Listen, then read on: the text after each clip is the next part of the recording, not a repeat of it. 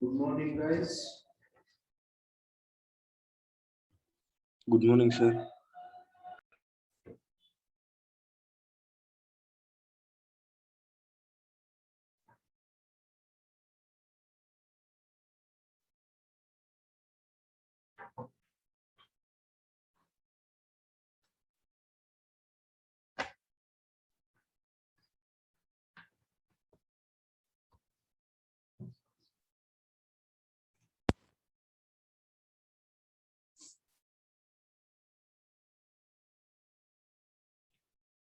Yesterday, we have started with non-static,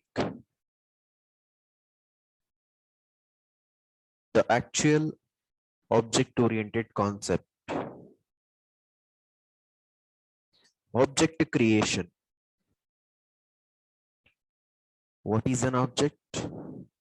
What is a reference? Internally, where objects are creating,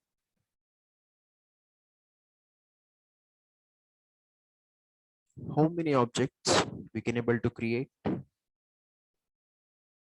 assigning one reference to another reference,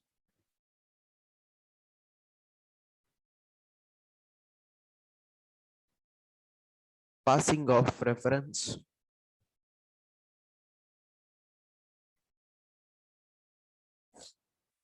all these things we have seen.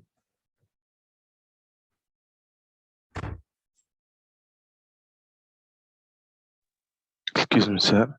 Yes, Sir, can we get yesterday's recording video? who is that? Mohana? Because Chetan, sir, I didn't attend it yesterday. Yeah, I have sent that. Please check your email. No, sir, from 2 days I am not receiving it. For you, I have sent. Chetan, right? Yeah, yes, sir. Because Okay. I have checked yesterday. Okay. After class, I'll check. Okay, sir. Okay, sir.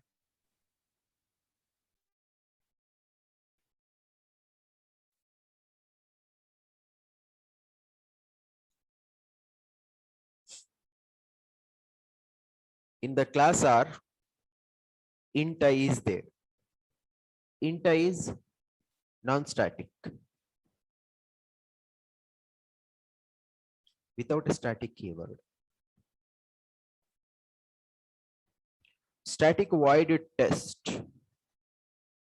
It is going to accept one reference that is of type R.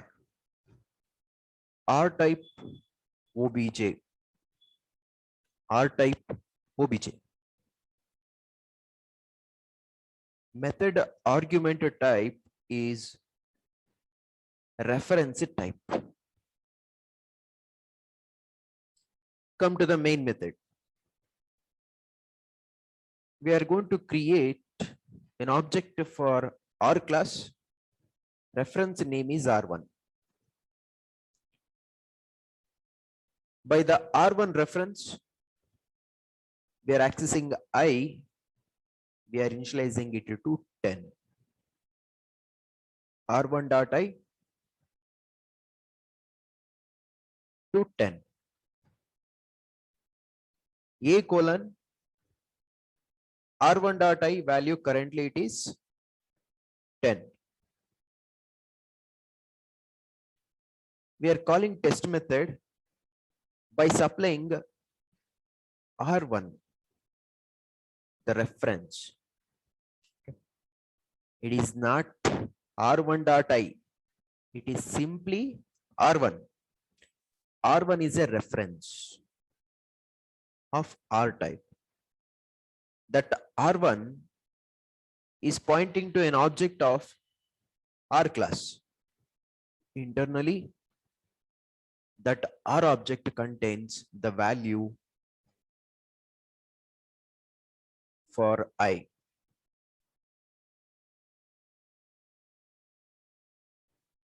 Internally, that R object contains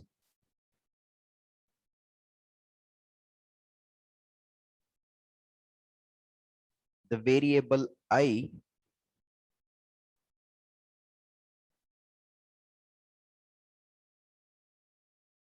and its value, it is 10. R1 dot I,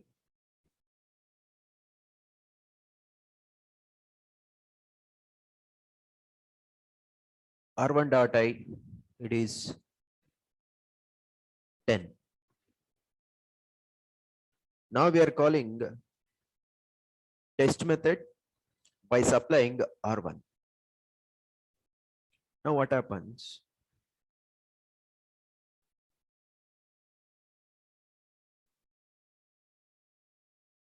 Wherever R1 is pointing, for which object R1 is pointing, for the same object, OBJ also should point. It simply means that OBJ is equal to R1. Left side assignment. R1 is assigning to OBJ. We are assigning R1 to OBJ. Wherever R1 is pointing, for which object R1 is pointing, for the same object, OBJ also should point. Now this R object having two reference. One is R1, another one is OBJ. By using any of this reference, you can able to modify the content of this object.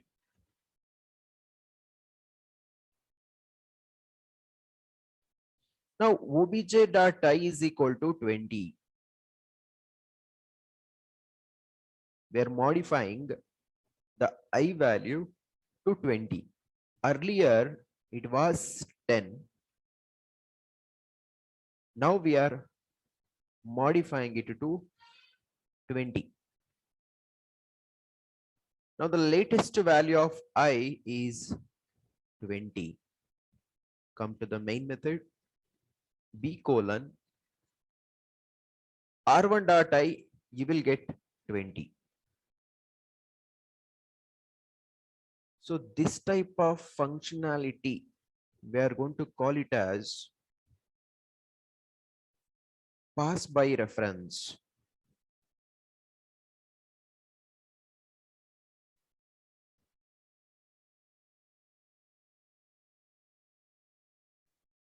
Pass by reference or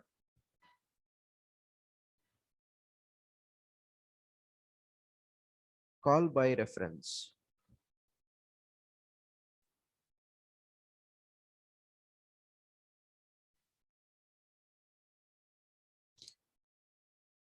In case of this functionality, what happens? Changes in the destination. Changes in the destination reflecting to the source. This is what happens in case of pass by reference. Changes in the destination reflecting to the source.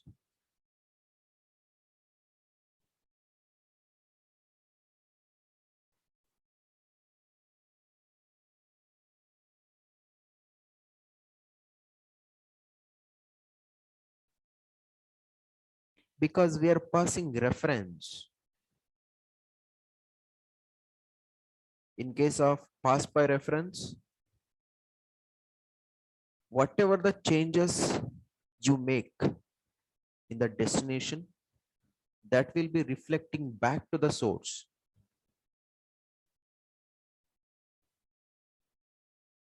Consider this one as a destination. This one is a source.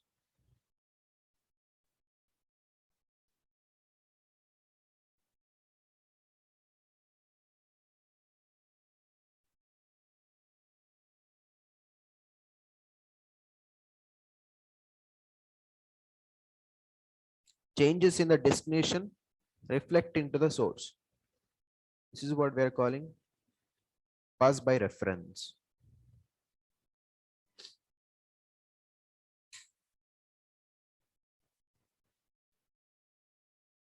Come to the next.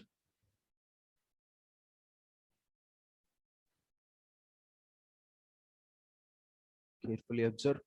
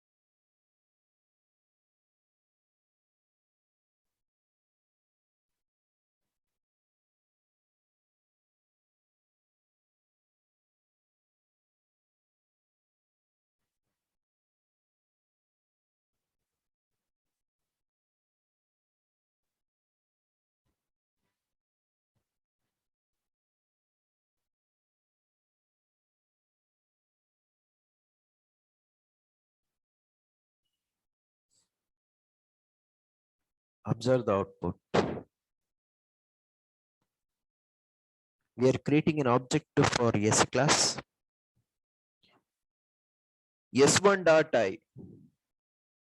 We are reinitializing to 30. Earlier it was 0. Whenever we are creating the object, it is loaded with the default value 0. Now we are modifying that to 30. S1 dot I. Now it's 30.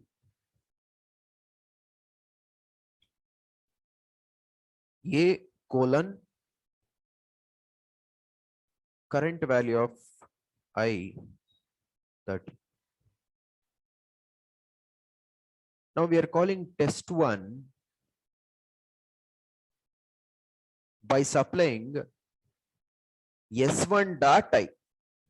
Carefully observe, not S1, not reference. The value itself we are passing. Primitive value. Primitive value we are passing, not the reference. Primitive. We are passing what? Primitive, not the reference. Carefully observe.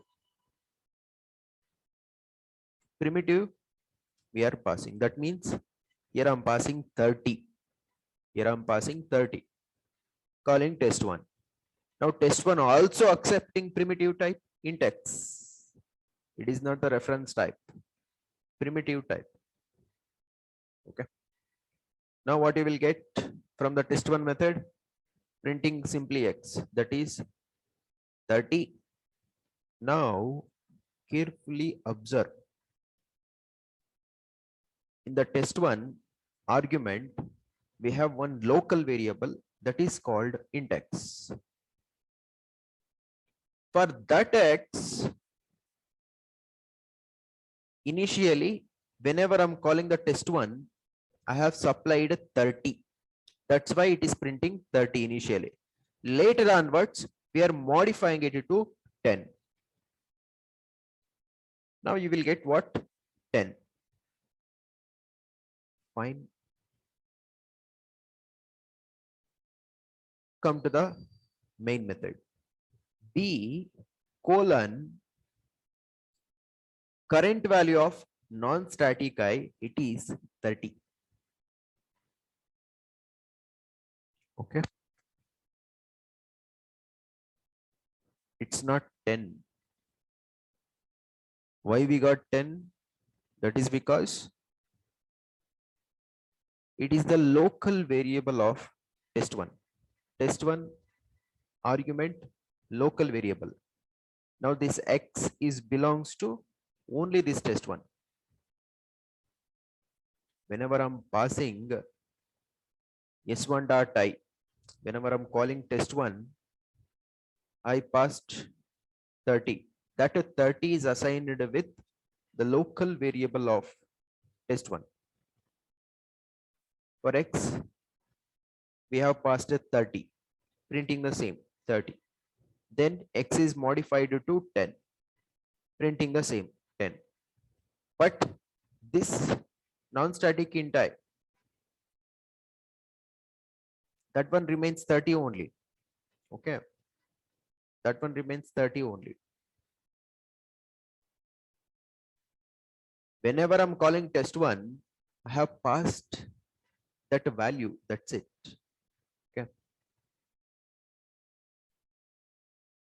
So carefully observe.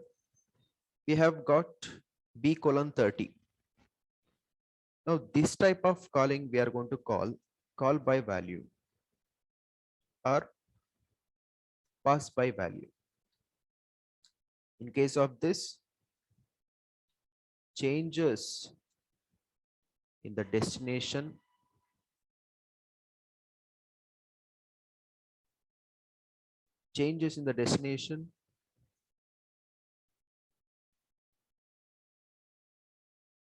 does not reflecting back to the source.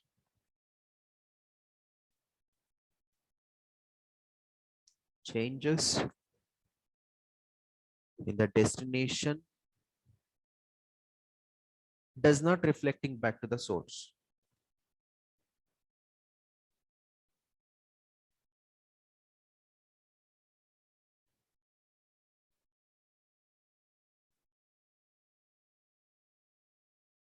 Now observe this one. Test2 we are calling.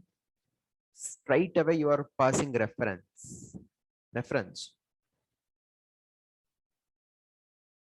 This is reference. We are not passing s1 dot I. We are passing what? Reference itself, s1. Now test2 also accepting s type of s1. See, don't get confusion here. This s1 is local to this test2. Okay, this s1 is local to this main method. Both are different. Now this s1 is assigned with this s1. Wherever this s1 is pointing, for which object this s1 is pointing, for the same object this s1 also should point. Now this s1 dot I we are modifying. That means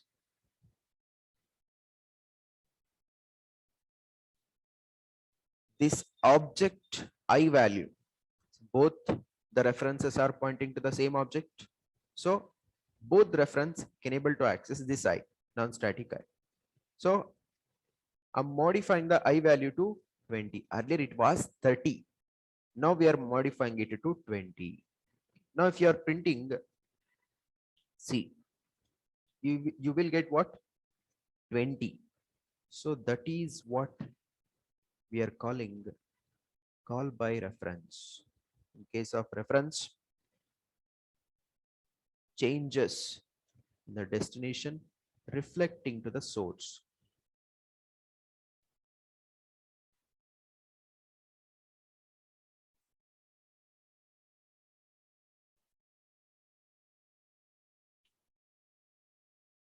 Compile and run.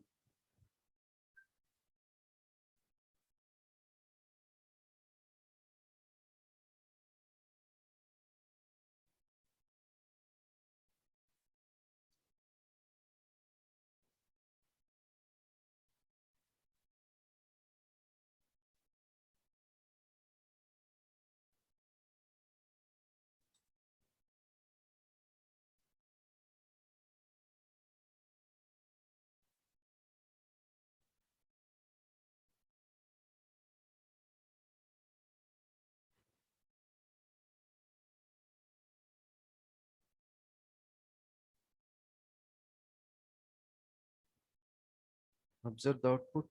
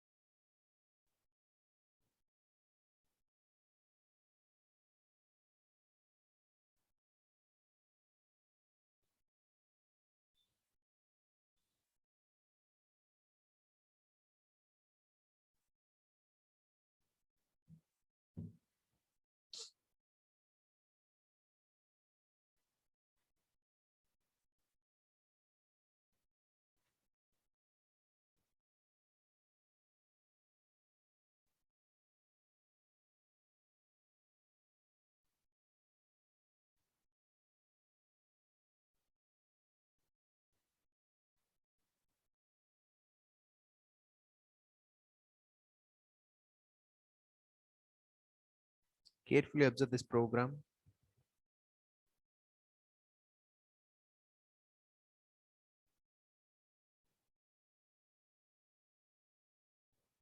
Public static void main.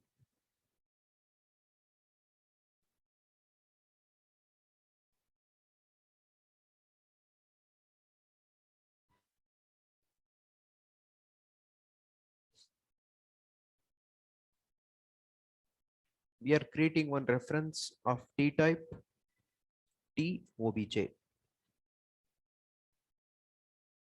For this, we are supplying test method.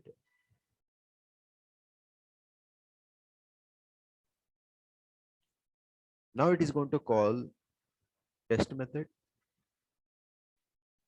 Now here observe test method return type is class type T type possible. Method return type can be class type possible. Static return type is T type, then test method. We are creating an object for T class. T1 is equal to new T. Whenever we are returning, we must return T type. So T1 is what? T type. That only we are returning. T1 we are returning. Okay. T1. Now test method contains T1. Now that return value we are supplying to obj. Wherever T1 is pointing, wherever T1 is pointing, for which object T1 is pointing, for the same object, this obj also should point. That is what happens.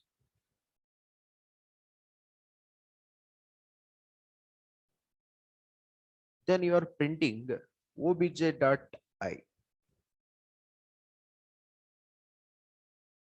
Simply will get 0.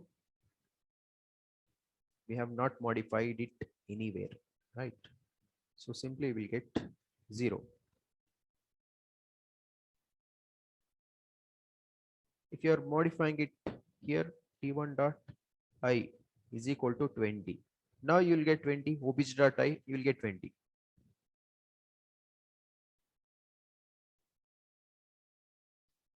Compile and run. 20 you will get. But if you don't modify, you get 0.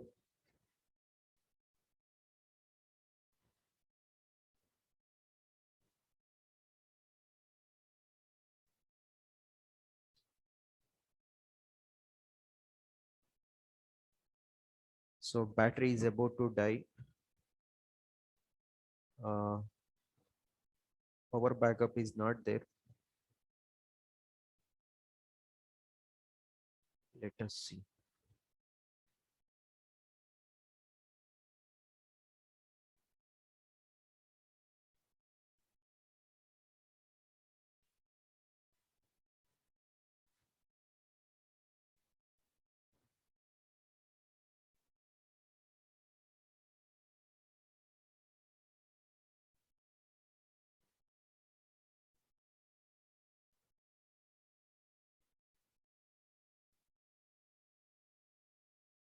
Observe this program.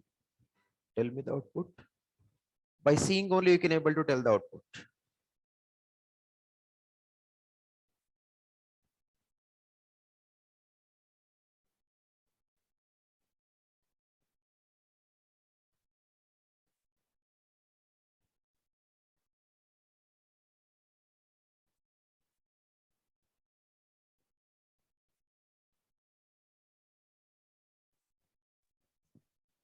Twenty, sir. That's it. You will get 20.